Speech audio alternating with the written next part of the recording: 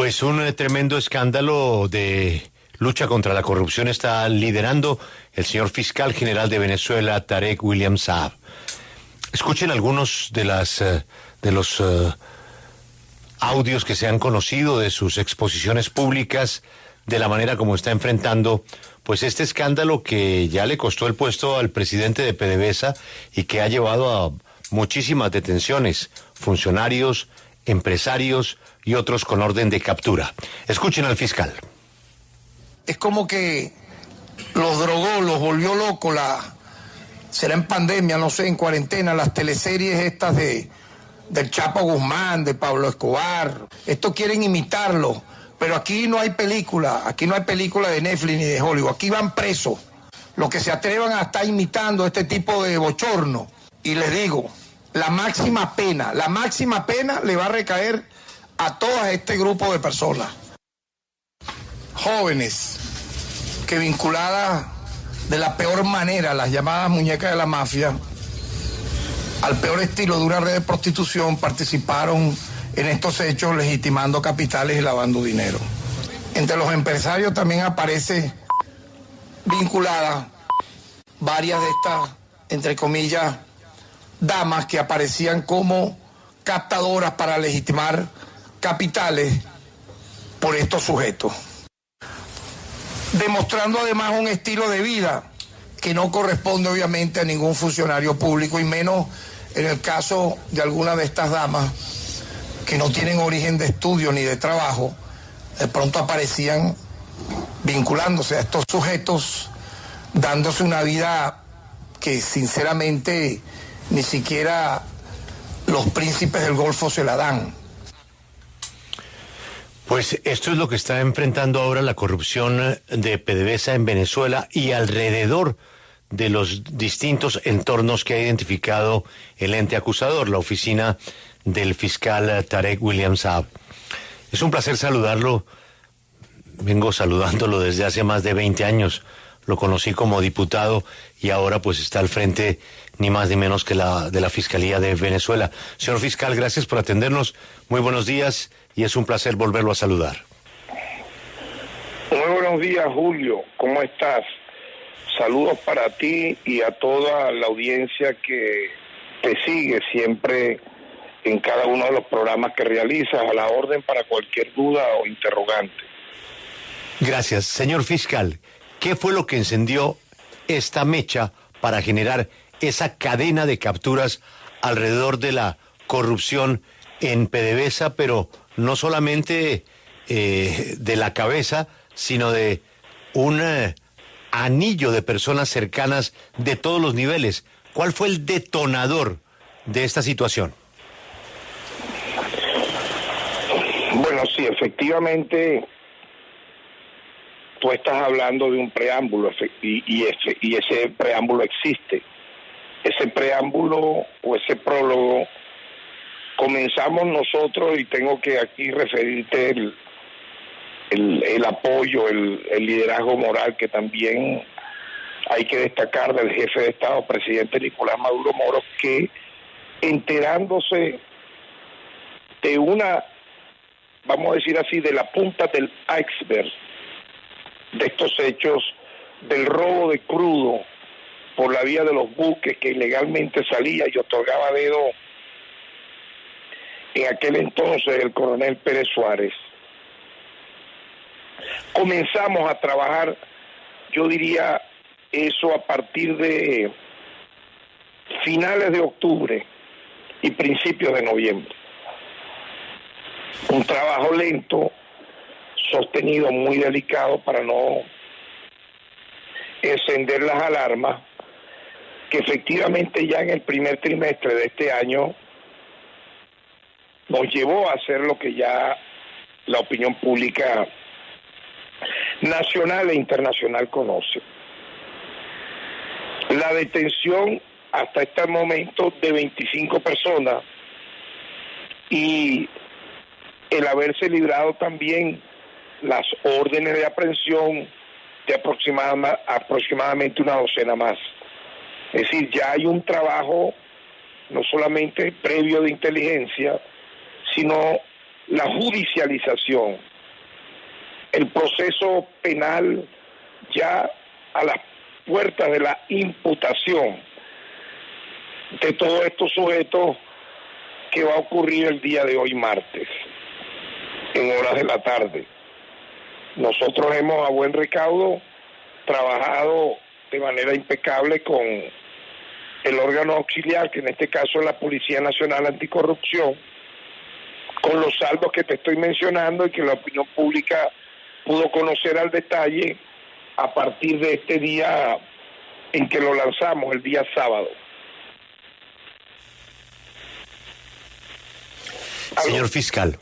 Señor fiscal, hay un tema que me gustaría que nos permitiera entender un poco mejor. El escenario más conservador de lo que pasaba con ese petróleo habla de un roto, de un hueco por cuenta de la corrupción de por lo menos 3.500 millones de dólares. Hay quienes dicen que serían más de 20.000 millones de dólares. En Colombia hemos vivido lo mismo, ¿no? Personas que mueven miles y miles y miles de millones, y la pregunta es, ¿dónde los guardan? Este valor de este petróleo, cualquiera que sea la cifra que usted tenga, pues tiene que entrar a un banco.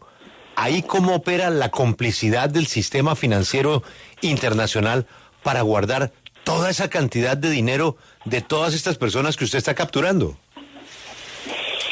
Bueno, sí, efectivamente, el día sábado yo recuerdo que una reportera de una prensa de un medio internacional me hacía la pregunta y yo le decía que era temerario de mi parte en este momento, siendo la primera fase de la investigación, decir una cifra exacta cuando el proceso de investigación está en curso, pero efectivamente estamos hablando de personas que no solamente legitimaron capitales y lavaron el dinero de los bienes y propiedades, que no sé si recuerda, Julio, yo presenté un video donde aparece la incautación de centenares de vehículos, media docena de aviones de último modelo, edificios.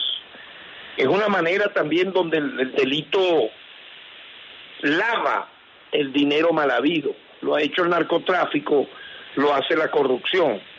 Por eso yo he dicho en paralelo que estas personas pareciera que actuaran bajo esa modalidad de lo que han hecho los narcotraficantes, este tipo de corruptos.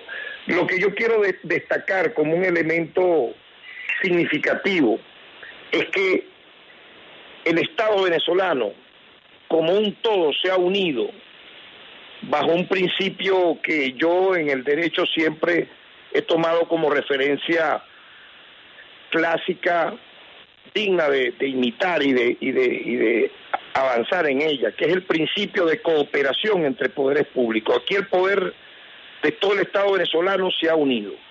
El poder ejecutivo al mando del presidente Nicolás Maduro, el poder de la Asamblea Nacional, el poder legislativo participando junto con el poder ciudadano, porque recuerda que el Ministerio Público en Venezuela es un poder aparte. Es decir, nosotros formamos parte del Consejo Moral Republicano junto con la Defensoría del Pueblo y la Contraloría General de la República y el Poder Judicial por la vía del TCJ. Te digo la Asamblea Nacional porque nosotros le allanamos la unidad ahora al exdiputado Belroa, una de las principales cabezas de esta trama tan nauseabunda. Y en este sentido, yo creo que el acto ejemplar que estamos dando de detenidos, de imputados, de perseguidos, de incautaciones que siguen en curso, va a ser ejemplarizante porque no va a haber ningún tipo de perdón contra estos sujetos. De hecho, yo he anunciado que a los funcionarios del Estado implicados en estos hechos se le va a imputar el delito de traición a la patria, aparte de los otros delitos que tienen que ver con asociación, legitimación de capitales, etcétera, ¿no? Por lo tanto, yo creo que les ha costado bien caro a todos estos criminales la acción que han hecho, y yo aspiro que haya cooperación entre todos como tú señalaste, los medios bancarios internacionales, para buscar el rastro de todo esto. Esto nos va a llevar a una investigación paralela también. Sin embargo, internamente nosotros vamos por lo que te dije, las incautaciones, todo lo que ha implicado el despojo a estos sujetos de todos estos bienes y dinero mal habido que obtuvieron por la vía más brutal, porque yo creo que hay un doble delito, aparte del hecho de la apropiación indebida, de la legitimación de capitales, todo lo que ya yo he señalado, Julio, está haberlo hecho en medio de una crisis en Venezuela, producto de el lanzamiento de 960 sanciones, medidas coercitivas unilaterales, que en su momento prácticamente llevó a que no entrara a Venezuela un céntimo. Entonces, esta gente aprovechó esta coyuntura para avanzar en una acción criminal que sinceramente yo la califico no solo de nauseabunda, de bochornosa, sino, yo citaba a Seneca, es una gente que la ética profesional se la lanzó al precipicio de la inmundicia, porque ¿tú cómo vas a hacer eso en un momento donde incluso nos colocaron, eso lo dijo el presidente, lo han dicho las autoridades civiles y militares del país, donde sentimos que no teníamos cómo pagar aguinaldo? Estas personas hicieron este despojo a la nación de la manera más perversa. Pero bueno, nosotros hemos hecho trabajo jurídico para que efectivamente al momento de la imputación, la acusación y la condena lleven a 30 años de cárcel. Obviamente, hay unas garantías procesales en el Estado venezolano, que es la delación y la admisión de los hechos, pero una delación que permita verdaderamente llevar a eso que tú acabas de señalar. La delación, por ejemplo, que nos digan dónde está ese dinero, dónde la mayoría de los recursos que se robaron pudieran encontrarse y cómo lo hicieron, porque recuerda que yo he dicho que la trama la hemos calificado PDVSA cripto. Utilizaron la Sunacrip, está detenido el presidente de Sunacrip, el que fue el presidente de Sunacrip, Yosemir Ramírez. Utilizaron el tema de las criptomonedas para también lavar el dinero que no entró a PDVSA. Pues esa es la modalidad. No solamente los buques que se robaron, que no presentaron como parte de la comercialización, sino que el dinero de todo eso, ellos lo transformaban en criptomonedas, no entró a la nación. Entonces, bueno, tendrá que explicar Yoselín Ramírez, bueno, ahí te respondo. O sea, en la audiencia de presentación pudiera convertirse luego en una audiencia de delación, y ahí veremos. Ahora bien, fiscal, usted señalaba que estas personas involucradas en esta trama de corrupción están pagando un costo, y precisamente quería preguntarle por Tarek El Aissami, quien a raíz de todo este operativo pues presentó su renuncia, y el presidente Nicolás Maduro dijo que iba a colaborar en esta investigación. ¿Cuál es Tarek El Aissami tiene algún tipo de imputación? ¿Está siendo investigado por esta trama de corrupción en PDVSA, ya que era ministro de Petróleo? Como te dije, y lo referí, lo repito, y lo dije en la rueda de prensa el día sábado, estamos en una fase, yo diría en la primera fase, en el ciclo de cierre de la primera fase de investigación. Digo que el cierre porque, tal como yo lo anuncié ayer en mi cuenta Twitter, hoy van a ser imputados, o sea, presentados ante el Tribunal Segundo contra el Terrorismo aquí en la ciudad de Caracas, todas estas personas, tanto empresarios como funcionarios del Estado venezolano, donde destacan también la participación de estas personas de captar damas para meterlas en este tipo de delito tan repugnante. Por lo tanto, yo no quisiera, siendo como he sido hermético en lo que me toca, y a la vez cuando toca hablar, decir las cosas con los detalles que lo referí en la rueda de prensa del sábado, adelantarme a los acontecimientos que están en pleno desarrollo. Entiende, pero fiscal, una trama y una estructura de corrupción como esta no se monta de la noche a la mañana. ¿No será que a PDVSA se la vienen robando hace muchos años, pero muchos años? Bueno, mira, yo creo que, bueno, nuevamente sería interesante que ustedes pudieran observar la rueda de prensa que yo di el sábado, que está publicada en nuestras redes. Yo dije que esta era la trama número 31,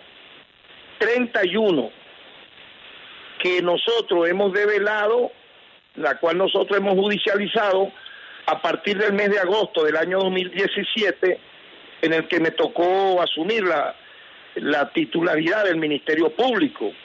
Es decir, nosotros hemos hecho un trabajo realmente sostenido, sistemático, contra la corrupción que ha habido dentro de la industria petrolera, porque lamentablemente las personas inescrupulosas, las personas que no tienen una mente dada a la ética, al servicio público, actúa de esa forma. Incluso, yo quiero destacarte que nosotros hemos procesado, detenido y apresado a 2 ministros de petróleo, a los gerentes de varias Petro, a quien fue en su momento jefe, presidente de la faja petrolífera del Orinoco, está detenido. Han sido todos enjuiciados. Aproximadamente la cifra es cercana a los 200, de los cuales aproximadamente la mitad de ellos han sido ya condenados, tienen sentencia definitivamente firme. Es decir, ha habido un trabajo metódico de la justicia venezolana, del Ministerio Público, de nuestra gestión, para lograr estos objetivos que se han logrado, ¿no? Y que yo creo que en medio del dolor que esto causa, hay una acción de la justicia. Calcula que no hubiese justicia frente a todo esto y que hubiera impunidad, que esto pasara y no hubiese habido nunca un detenido, no se hubieran develado estas tramas. Todo lo contrario, esta es la número ya 31 que hemos develado, que hemos judicializado, que hemos procesado.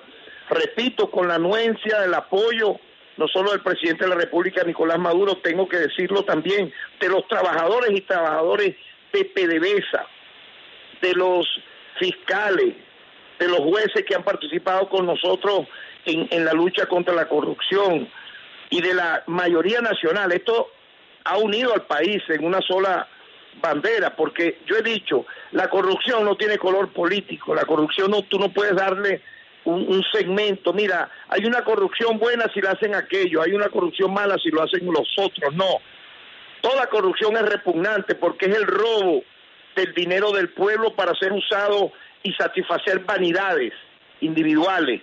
Y en este sentido, repito, estamos haciendo el esfuerzo para que no solamente haya la máxima sanción, sino que se devele el escondite, el lugar real de donde colocaron estos activos. Y yo estoy convencido que tarde o temprano lo vamos a lograr.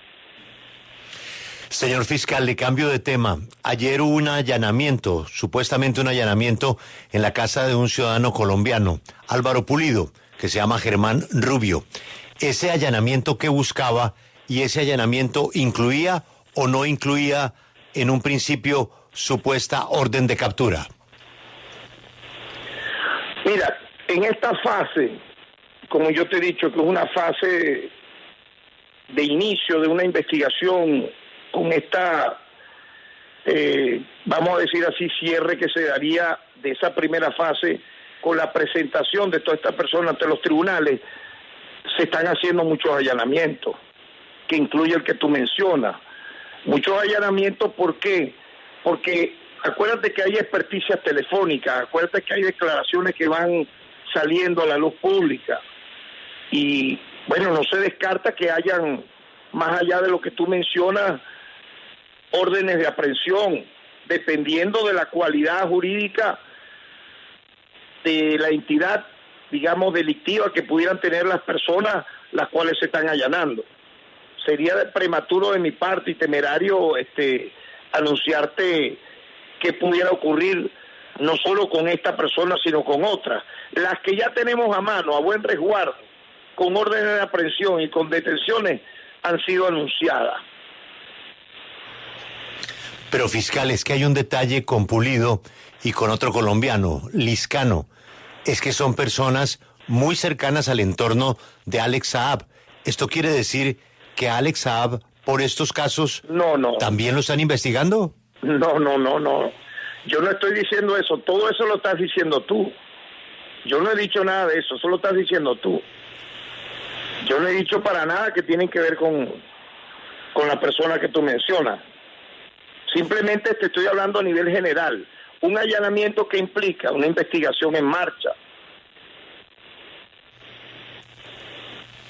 Señor fiscal, finalmente quisiera preguntarle por la relación con Colombia. Después del cambio de gobierno, hemos reactivado la frontera, las relaciones consulares, diplomáticas, comerciales, y hay pues un tono distinto en las conversaciones entre ambos países. Y ambos países pues están afectados por los mismos problemas. ¿Cómo ha sentido usted, por ejemplo, la colaboración entre las fiscalías que tienen que luchar contra los mismos delitos? ¿Ha mejorado en algo esa cooperación entre los dos países? Bueno, mira, en primer lugar, como amigo que soy del pueblo colombiano, de su gente tan hermosa, que es demasiado parecida a la venezolana. Yo creo que son dos pueblos, cuando se dice pueblos hermanos, no son lugares comunes. A mí me ha tocado visitar como parlamentario, y antes de ser parlamentario, en mi condición de poeta, a Colombia en numerosas oportunidades. Particularmente he asistido a los festivales de poesía de Bogotá, de Medellín, y realmente uno se sorprende de esas similitudes en los chistes, en la manera de ser, en la hermandad, en la fraternidad, en la comida, en la gastronomía, en la cultura. Y de verdad es como una bendición ver cómo ahora, poco a poco, se abren todas las puertas, se aclaran los cielos que antes estaban cerrados y oscuros. Con el gobierno de Duque realmente llegamos al punto menos cero de las relaciones diplomáticas y consulares. Pero yo voy más allá, es que el gobierno de Duque hizo lo indecible para destruir la democracia venezolana, financió, coauspició el terrorismo, eso está comprobado. La operación Gedeón toda fue planeada, toda fue financiada, tuvo la logística de partir hacia territorio venezolano desde Colombia, y cuyo fin era nada más y nada menos el magnicidio contra el presidente de la República y la masacre contra las principales autoridades civiles y militares de la nación. O sea, de aquel inframundo que te estoy narrando muy brevemente a lo que hoy estamos viendo, obviamente es una situación totalmente diferente, por lo positiva, por lo cada día más avanzado. Yo veo que va a llegar el momento en que se va a restablecer a un punto definitivo todo, que va a incluir la cooperación judicial, que la va a incluir. Yo aspiro que eso ocurra tarde o temprano. Soy muy respetuoso de las decisiones de los países, de la autodeterminación de los pueblos, de sus estados, pero yo creo que es un momento, dentro de todo lo que tú señalas, hemos avanzado en lo comercial, hemos avanzado en la cooperación diplomática. Yo aspiro que también sea también en el sistema de justicia, y tiendo la mano pues a las autoridades judiciales de nuestra hermana República de Colombia para que eso así ocurra. Y estoy convencido que eso en cualquier momento va a pasar, porque están todas las oportunidades para que ello sea así. Nosotros hemos asistido, por ejemplo, a eventos internacionales recientemente, y allí pudimos ver que participó, por ejemplo, Colombia en el encuentro, en el 15 Encuentro Internacional de Ciencias Penales que se dio en La Habana, Cuba. Asistieron unas directivas de la Fiscalía colombiana, así como de delegaciones de 14 países. Yo estoy convencido que en cualquier momento se va a dar esa oportunidad y de nuestra parte tenemos la mejor disposición para que eso ocurra. Yo creo que hay que seguir el ejemplo que está dando el presidente Petro, a quien saludo, a quien felicito por su actitud dialogante, diplomática, madura, sin extremismo, para permitir que todo esto vaya ocurriendo y que ha tenido del lado venezolano, a través del presidente Maduro, la mejor disposición para que eso avance de manera acelerada. Así que en cualquier momento yo creo que vamos a tener grandes noticias en ese aspecto que tú señalas. Señor fiscal general de Venezuela, Tarek William Saab, muchas gracias por su tiempo y sus declaraciones aquí en W Radio. Un placer escucharle. Muchas gracias, Julio, siempre a tu orden. Un gran abrazo y que esa amistad nuestra sí continúe, pues siempre increciendo. Espero volver pronto a Colombia y poder conversar pues allá en persona. Un gran abrazo.